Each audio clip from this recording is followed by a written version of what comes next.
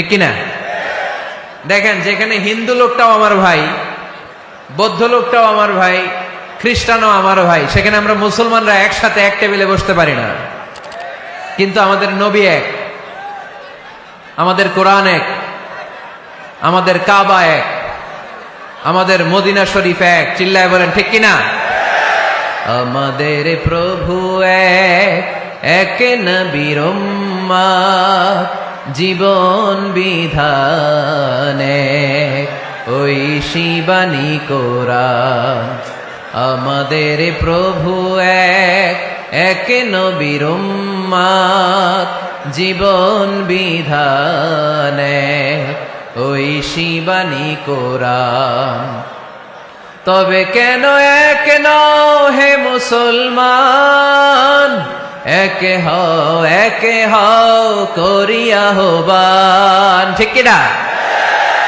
বাইতুল্লাহ এক, মদিনা শরীফ এক, উহুদ পাহাড় এক, বদরের মাঠ এক। ঠিক কিনা? বাইতুল্লাহ এক, মদিনা শরীফ এক, উহুদ পাহাড় এক, বদরের মাঠ এক।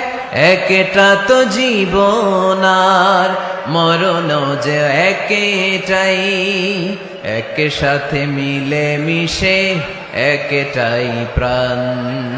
তবে কেন এক নও হে মুসলমান, একে হও করিয়া আহ্বান। আমাদের প্রভু এক, এক নবীর উম্মত, জীবন বিধান এক, ওই শিবানী কোরআন। তবে কেন এক নও হে মুসলমান, একে হও করিয়া আহ্বান। ঠিক কিনা?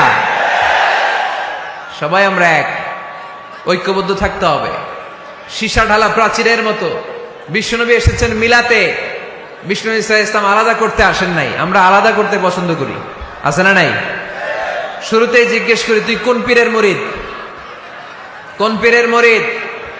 কোন ইসলামিক দল করেন? বিএনপি না আওয়ামী লীগ, জামাত না জাতীয় পার্টি? আছে না নাই? ভাগাভাগি।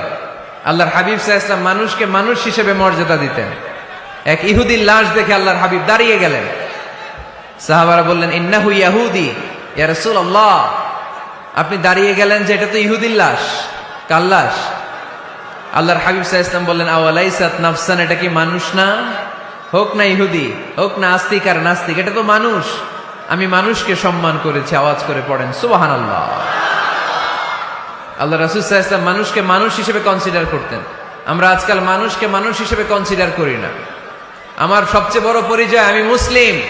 কোন পীরের মুরিদ ওইটা পরে, কোন দল করি ওইটা পরে। সবার আগে আমার পরিচয় আমি মুসলিম, আমি মুসলমান। এর চেয়ে কোনো বড় পরিচয় আমার নাই। চিল্লায় বলেন ঠিক কিনা? সবচেয়ে বড় পরিচয় আমি মুসলমান।